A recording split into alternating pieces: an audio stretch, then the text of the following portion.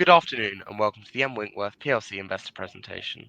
Throughout this recorded presentation, investors will be in listen-only mode. Questions are encouraged and can be submitted anytime by the Q&A tab situated in the right-hand corner of your screen. Just simply type in your questions and press send. The company may not be in a position to answer every question it receives during the meeting itself. However, the company will review all questions submitted today and publish responses where it is appropriate to do so. Before we begin, I'd like to submit the following poll, and I'd now like to hand you over to Dominic Agace, CEO. Good afternoon, sir. Afternoon and hello to everyone. I'm Dominic Agace, I'm CEO of Winkworth, and this is Andrew Nicol, CFO of Winkworth, and it's our pleasure to be here to talk through 2022 and the Winkworth business model as it sits today.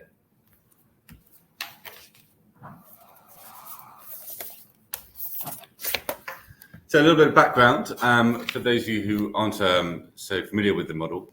Winkworth is a long-established brand, established in 1835, that was the first company to franchise in the UK in 1981. Since then, it has grown to 102 franchised offices, with the majority, 59 of those offices being in London. It grew initially from Knightsbridge outwards and has since grown into the country down to Exeter, as far in the southwest. Within the network, there are two offices that we own, and the rest are all independently owned and operated. The model works on the fact that every business is bar two independently owned and operated, and we provide a platform for that business to compete in the top three in its marketplace.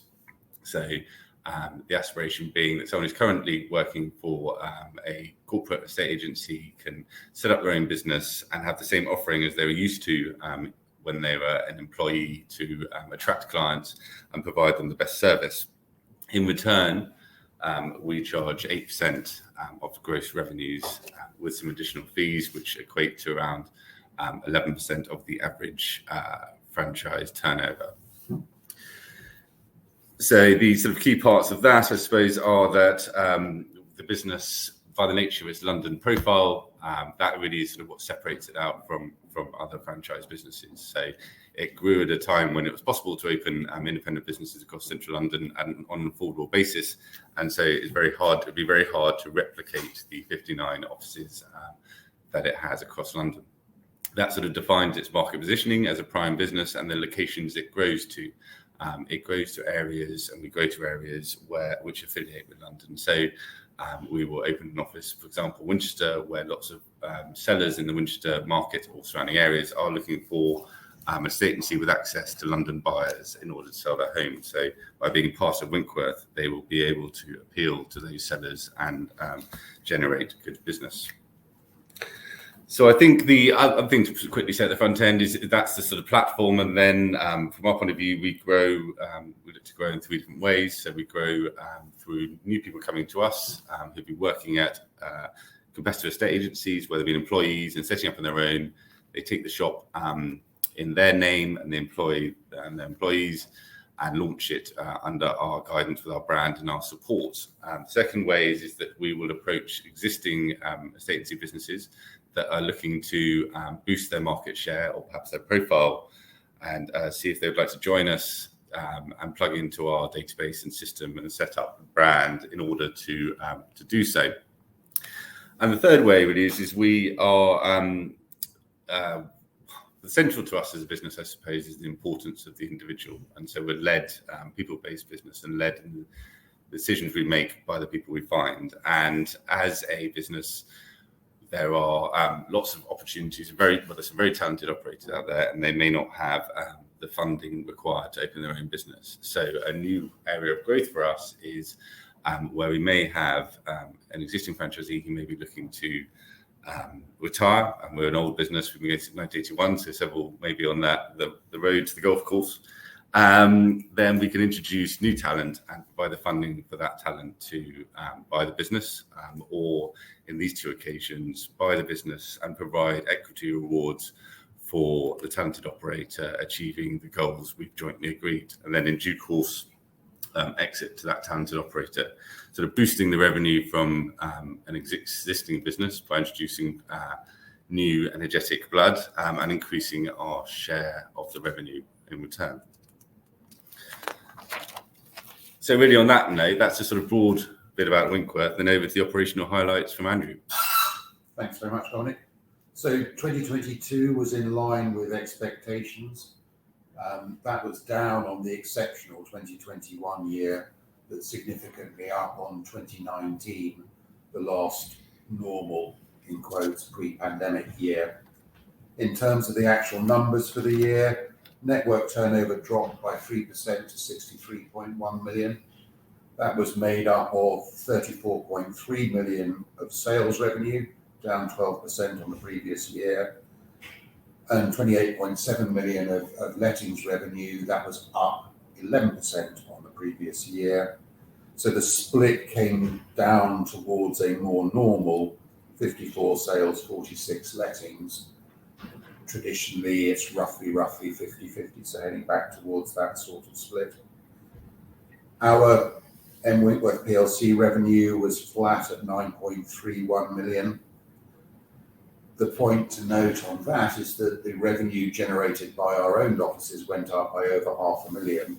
So there was some shrinkage in the franchising revenue, a little bit from the network reduction, primarily though on our ancillary services that we offer through the franchising business, where COVID caught up with some of our longer established areas like we have a China desk, that the pipeline that it relies on dried up during COVID. It's now building that back up again, but that impacted last year quite significantly. The profit before tax was 2.47 million. We have 5.25 million in the bank, and we declared in the year ordinary dividends of 11p. To put it into, as I say, a more realistic context and a comparison with 2019, 2022 versus 2019, revenue was up by 45%, PBT was up by 51%, and cash was up by 64%. So we think 2022 was a good performance. So just to break down on the next slide, the different revenue in the different parts of our business. We sort of look at our business in broadly three areas, operating slightly differently, different dynamics behind them. So sort of central London, we're international; outer London, sort of domestic, driven, city living, and countries or areas outside of London. I suppose, no surprise, what we've to talk a little bit about the market. Obviously, we've come off a sort of tremendous boom post-pandemic, fueled by stamp duty rises, stamp duty cuts, holidays, and a desire to move to larger premises, perhaps with home offices. So last year was really the year that came to an end, sort of as cost of finance increased. Despite that, you can see the revenue versus 2019 was a long way ahead. In terms of versus 2021, you can see that slightly further down the country, in large part that's because obviously the main part of the boom was the country, as everyone rushed to leave cities. Central London actually was up, and that's due to the fact that it didn't really get the post-pandemic boom as international travel was prohibited. And so it was last to wake up post the pandemic and the lockdowns. And as you can see, it is therefore sort of the least far ahead of 2019. And so we would expect, I suppose the point to make is we would expect this to mean that it has a bit more to run in terms of growth. And certainly at the moment, it is the most active part of the three regions we define. So looking on the next slide, we look at the all-important lettings part of our business and how that operated. Lettings has been incredibly busy since sort of the pandemic. There's been a huge amount of movement. Initially, everyone stayed where they were and renewed, and then everyone, a large part of people moved out of the cities, and then a large number of people moved back into the cities, and that has made for an incredibly active market. And combined with a reduction in supply, as some landlords have used a sort of more positive market to sell off their investments in the face of tax changes that have made them less profitable, meant that there have been rapid price rises, rental price rises. So really, you can see the different areas and the growth, which, the long-term trend for us of lettings is around 6 to 8% growth a year since the early 2000s. You can see that currently it is trending above that. I think it will settle down in due course, the long-term trend. It is above that in the sort of lettings, it always catches up. So if it's quiet 3 months in a year, people still need to move. It's a liquid market. And I think what we're seeing is this sort of that movement of people around the country and from places where they had stayed put, causing sort of overperformance. And it remains a very busy part of our business this year. So then that sort of leads me on to the breakdown of the business as a sales and lettings business. If you're still with me. There we go. So on the next slide, as a sales and lettings business, you can see we're fairly evenly divided, which is fantastic. So, if one goes down, then the other generally goes up as people always need somewhere to live. You can see that its sales has been in the ascendancy of late, but that wasn't the case. That was barely the case in 2019. So it makes it a sort of fantastic, I suppose, makes it a fantastic business defensively. It means we benefit from, a sort of super profit, if you like, in a boom market, as you saw in 2021. And when sales comes off, we see lettings go up, and that provides a hedge, which protects us as a business and allows us a sort of solid platform to grow from. And the income by area, really, this is to say the three areas we look at. The interesting thing to note here is, obviously we are older in London, more established, and therefore a large proportion of our revenue comes from London. Historically, central London was a larger part of it. Central London has been in the doldrums a bit since the Brexit vote and perhaps sort of 2014 stamp duty, in fact. So that was traditionally a 20% part of our revenue, and we would expect that to move back towards that share of revenue as it sort of comes, as Brexit's in the rearview mirror, and international travel is back upon us, and hopefully some news will surprise the upside on the UK. So just on the next slide, looking at the applicants, obviously just a breakdown to give everyone an idea of how the years compared over the last few years. Obviously, harking back to 2019 as the last normal year before we were disrupted by the pandemic and various other influences.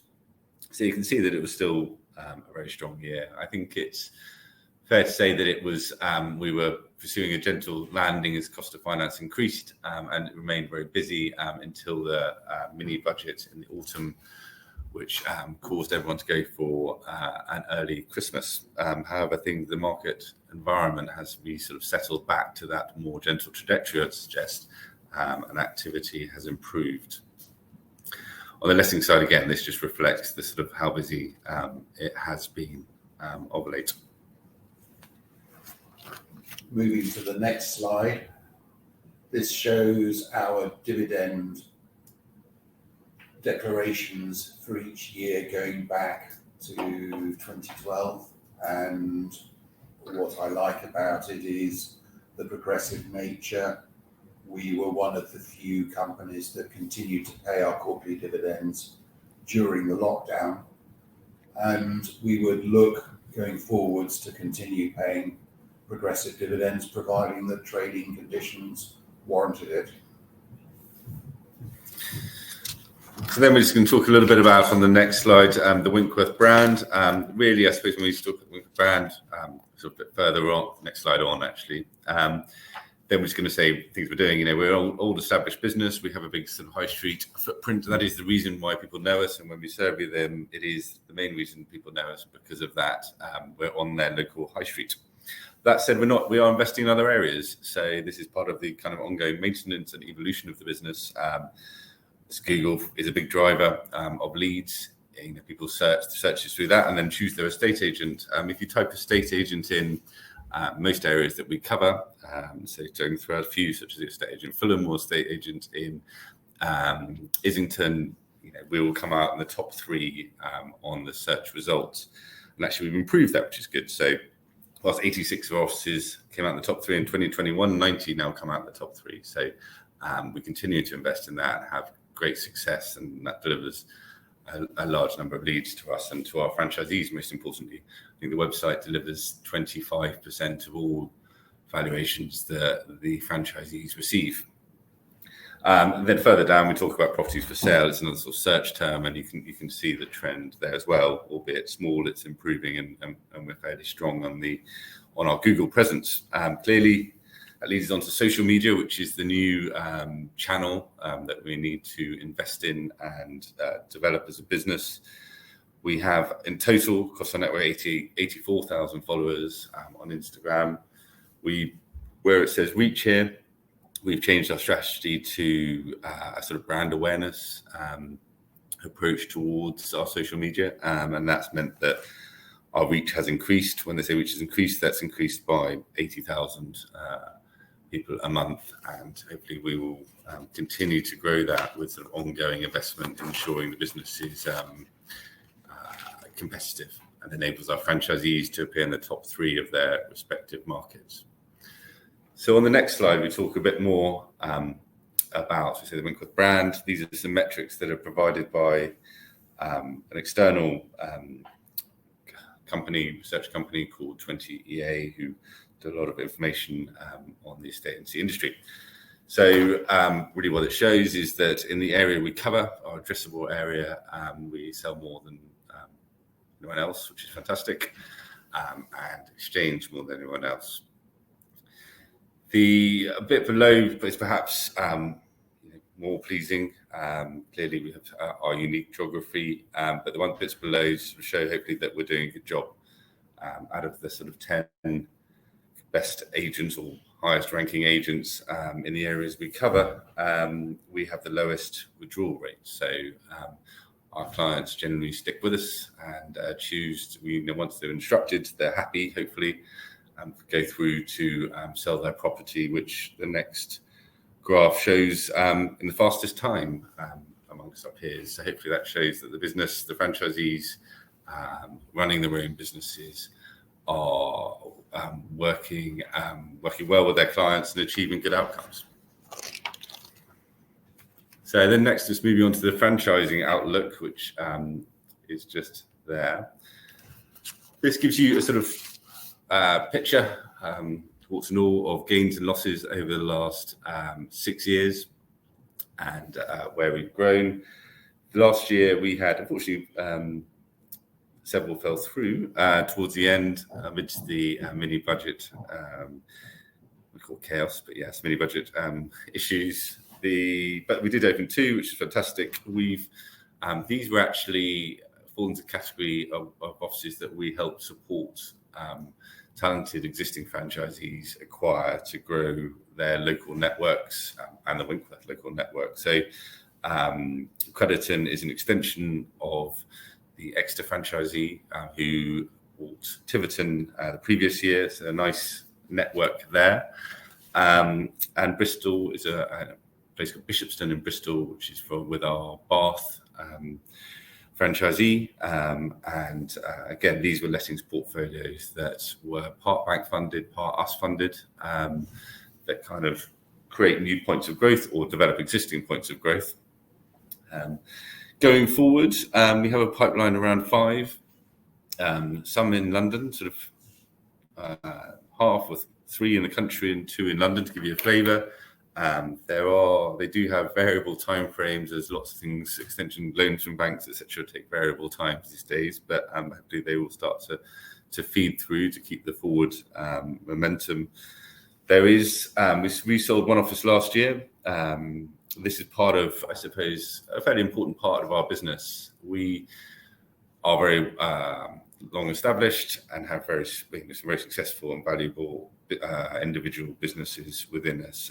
We do have a succession job to manage to ensure that we continue to regenerate, and where we can introduce new blood, as we talked about there, we can find that these offices will increase their revenue significantly. So actually, where we can resell an office, the effect could be the same as opening 2 or 3 new offices, particularly in London, where there's a higher potential revenue per outlet. So by maximising the assets in London, we're doing a good job of growing our revenue, as well as opening new sites in new locations.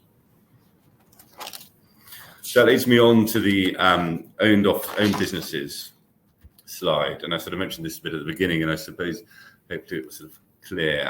Where we sort of evolved to as a business is we understand that there are we want to go forward and open new locations, but it's not all about numbers of offices. It's about quality and making sure that the offices we have, the franchises we have, are as good as possible in reaching their potential. And in certain locations, we use the industry data we have to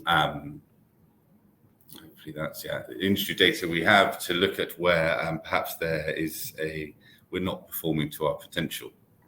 So there, we were prepared to buy. We have the right person in hand, prepared to buy the business and put that person in, and just changing the person can make a dramatic difference. I mean, one of these businesses was doing a 250,000 revenue turnover and did 1.8 million last year, sort of 4 years later. So, and in the course of that, the sort of talented operator agent received shares for reward, which is obviously great appeal, hopefully, for someone to have some security and have some equity or skin in the game. So a sort of hybrid between the franchise model and wholly ownership. So we're staying true to our beliefs in the sort of power of the individual and the importance of them and rewards for them and their security, and not trying to compete on a sort of like-for-like basis with networked, wholly owned estate agency chains. It's more of a sort of partnership model. But, we, I suppose, take home a greater share of the spoils, and it's quite a good, so helps move our revenue and profits forward. We have a second one that is evolving and it's growing, and it's currently trading, I think, at second in its market in terms of sales agreed this year. So hopefully that will start to generate revenue. First one has hit maturity. And then we've also launched 18 months ago, 2 years ago, a commercial business. So again, following the sort of belief in the individual, we were sort of long known to me, a talented guy who runs, has set up and run previous commercial development investment businesses. Really, these are focused on mixed-use properties or commercial properties, and selling them, or and then them being developed to be sold as residential units. It also involves leasing of office space and letting of shop retail space.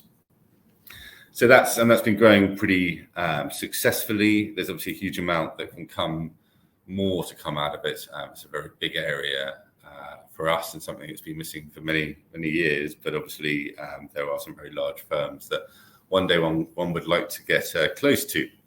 That also leads us into the opportunity recently this year to spin into a new homes business, which we've sort of recruited for, to sell the products of the commercial and development investments business, as well as other new developments that are built. And that would work in partnership with our local franchisees. So they both get an opportunity to sell development. As a specialist area, they haven't been able to attain those instructions without a specialist department in the middle. And so hopefully it's beneficial to all. And again, it's just another way. It should work in synergy with the network and create new revenue streams for WINKWORTH PLC.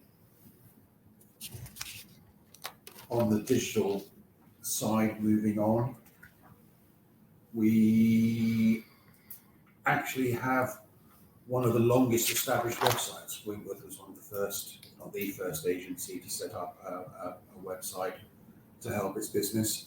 We've been working on WINKWORTH Digital for a number of years, and we're starting to see the real benefits of that long-term thinking and the long-term investment.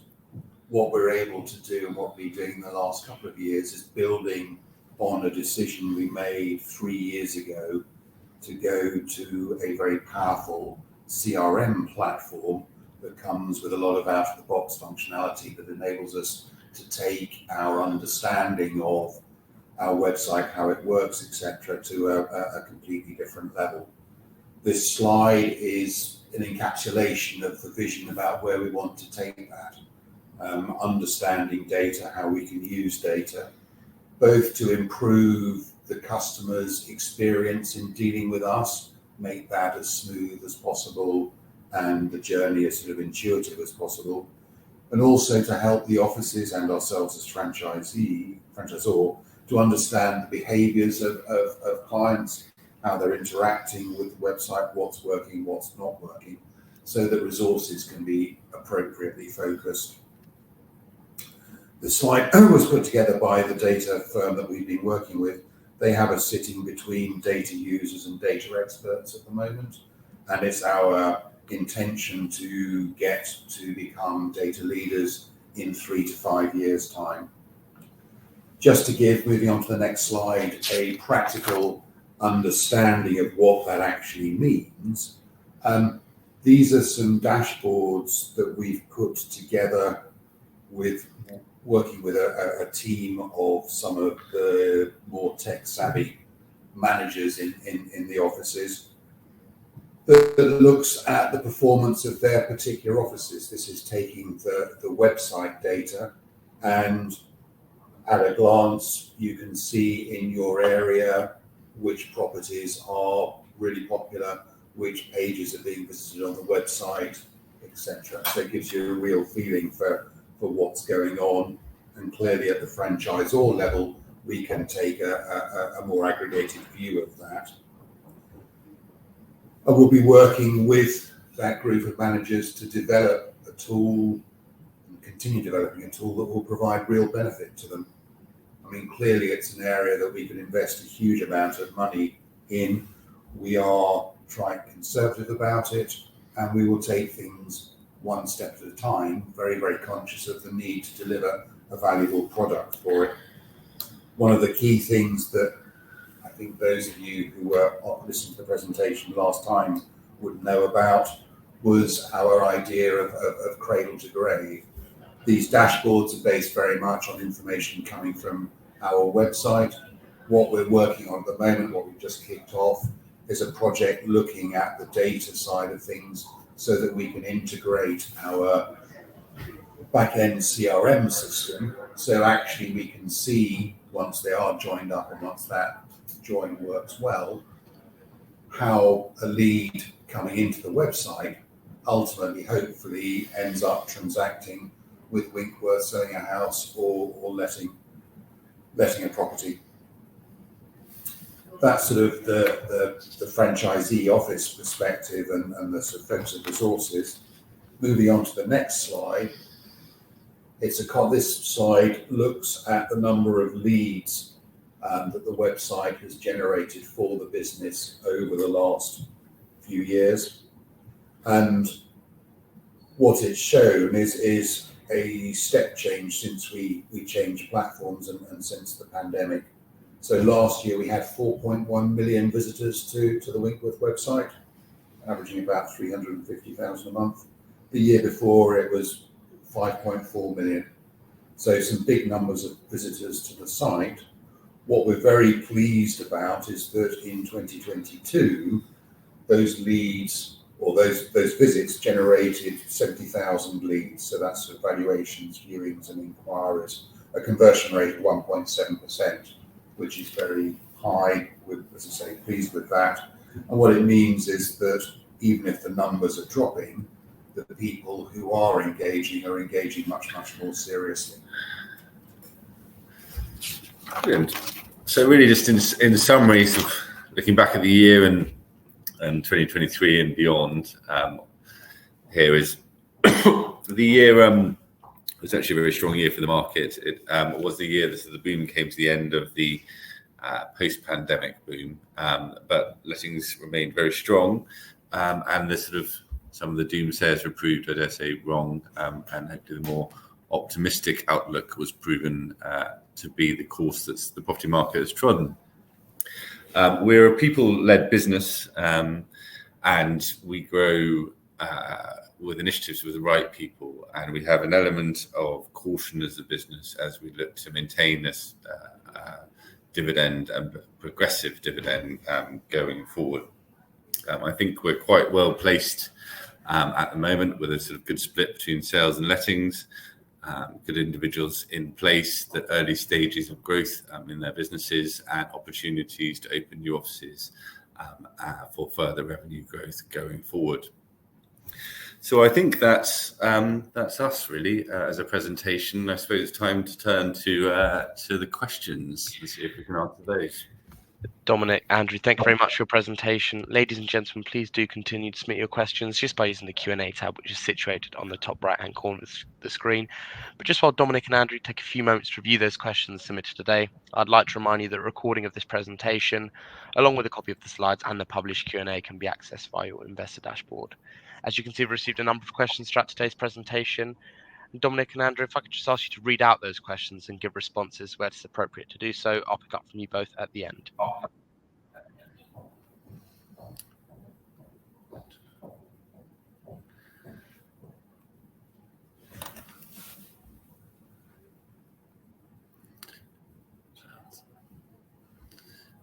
Sorry, I had a small technical glitch there. Is that the time to go through the questions now? Yes, sir, it certainly is. Perfect. Good. Okay, right. My screen blanked on me. So the first question, I'm very pleased to read out. So pleasing to see that the various regional hubs are performing well. The new branch offices in Norwich have hit the ground running with very healthy inventories. Same goes with Bournemouth too, and steady progress in Devon.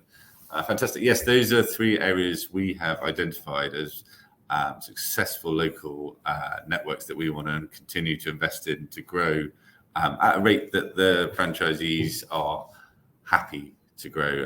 I suppose with an element of not overstretching themselves, but it's going well and creating strong brand presence in those regions. The next question from Sam. What is your view on the rentals and lettings market over the next 12 months? I think there's an awful lot been going on in lettings, and hopefully I conveyed rentals and lettings market. And I think my view is that we're not sustainable. Last year, and the activity is not sustainable in the lettings market. It was not good for anyone really. We were seeing 40 people queuing up to see a flat, which and therefore prices going up dramatically as well. I think there has been a sell-off because of government, the perceived direction of travel of the government versus the individual landlord. I think that's probably a longer-term challenge. In the next 12 months, the market will remain very busy. There is a lot of demand, and the supply hasn't grown for several years. So I think we will see it cooler than last year, and actually our applicants so far are showing a drop-off from Q1 2022, but still incredibly busy. I hope that covers that. So I suppose the next question would be, could you at a high level explain how the financial model works for franchisees? I suppose hopefully I can get the right answer for you there. It works on the basis of 8% of their gross revenue is paid to us for the platform and services we provide, and brand and database. And in return, they take the shop in their own name. They employ their own employees. It is their local business to operate within our guidelines. The outcome in terms of their turnover and profitability does vary, obviously hugely dependent on area and performance, and so it's hard to answer on. But yes, I think hopefully that covers that. And then, so next question, exactly, of the house buyers in 2022, what is the split to UK national and foreign buyers? Buyers from Hong Kong increased significantly in the last few years. Actually, yes, there has been an increase this year recently in central London. And I say that's why we sort of have 3 areas. Central London we see as the international market, outer London as the sort of domestic market. And then I think outside of there, you're looking at, classic university towns like Bath, where foreign investment comes in to the student accommodation. So I don't think the UK has not got the same international demand as it had pre-2016 at the moment. It has improved, and there's been a certain amount of American buyers out there. And central London property, especially houses, is incredibly popular. The Hong Kong buyers, the travel's been an absolute nightmare for several years. So with quarantine just ending, that hopefully is all returning. The Hong Kong buyers, if you like, British national overseas passport, were perhaps people coming moving quickly to rent rather than buy initially, certainly. But there has always been a strong contingent of Hong Kong buyers, and I think that will remain the case. But I would say there's not been a dramatic increase, but there is an increase. So Maynard Payton. Yes, perfect. I'll hand you over to Andrew. So Maynard's asked, can management talk a little bit about the cost of sales, which increased during the year as revenue declined? What do cost of sales consist of, and what's a typical gross margin for the commission subscription side of the business and the conventional estate agency side? So if I start that answer, I'm sure Dominic will jump in. On the cost of sales side, that went up by 300,000 in the year. A combination of the owned offices as they were growing and becoming more established, cost of sales increasing there. And in the franchising side of the business, we renewed the franchises for 19 offices last year. So there were some legal fees associated with those franchise renewals and some general cost increases around our IT services, our marketing, internal services, all of which are included within cost of sales. I suppose then, just jumping in there, the assisted acquisition support. Good point. So assisted acquisition support is where a franchisee of ours identifies a lettings portfolio and would like to buy it, and we will lend them money, there's a blend of formulas we use. So and one part of the formula is lending money at a commercial interest rate, so that they can then use that money to buy the portfolio. But that is blended with the fact that we do recognise the 8% that has been brought into the network. So we will pay, say, 3 times the 8% of the revenue of the target company as a goodwill payment to the franchisee to acquire the new business. So we're supporting them in some cases with a part loan, part goodwill payment, and they in return are buying a lettings portfolio or another estate agency business that they're rebranding to become Winkworth. Beauty is we obviously know and trust them, and work with the ones that we know have the talent, and so feel it's a good way to grow the business. It used to be called Goodwill. I'm old enough to remember it as Goodwill before the name was changed. And the real attraction from our point of view is, as Dominic was saying, we have a methodology that sort of calculates it at 3 times the 8% to give values. So we gave about 300,000 last year to offices in Maida Vale, Crediton and Bishopston in Bristol.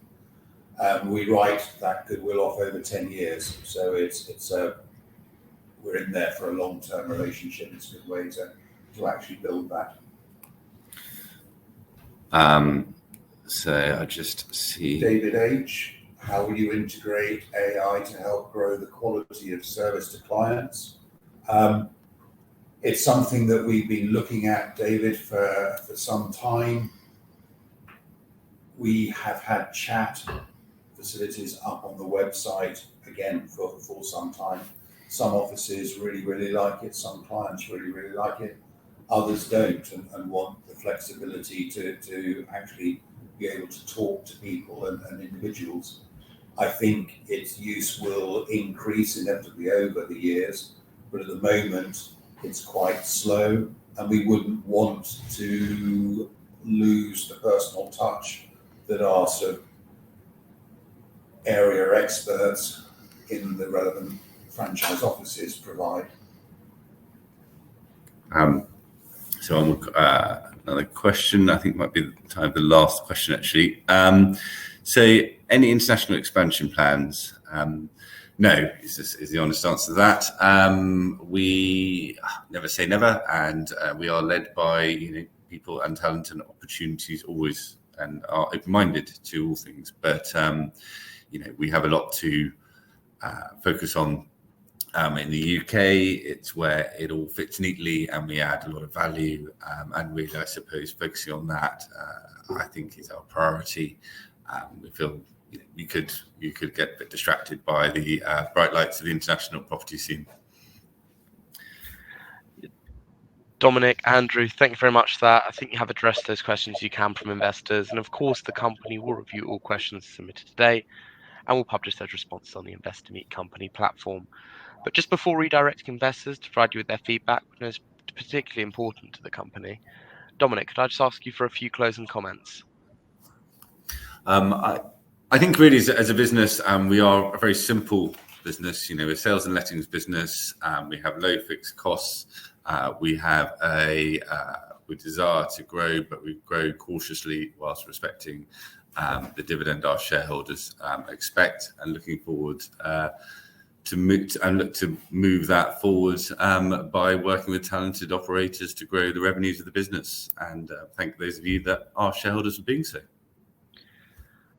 Dominic, Andrew, thanks once again for updating investors today. Could I please ask investors not to close this session, as you'll now be automatically redirected to provide your feedback in order that the management team can better understand your views and expectations. This will only take a few moments to complete, but I'm sure will be greatly valued by the company. On behalf of the management team of WINKWORTH PLC, we'd like to thank you for attending today's presentation, and good afternoon to you all.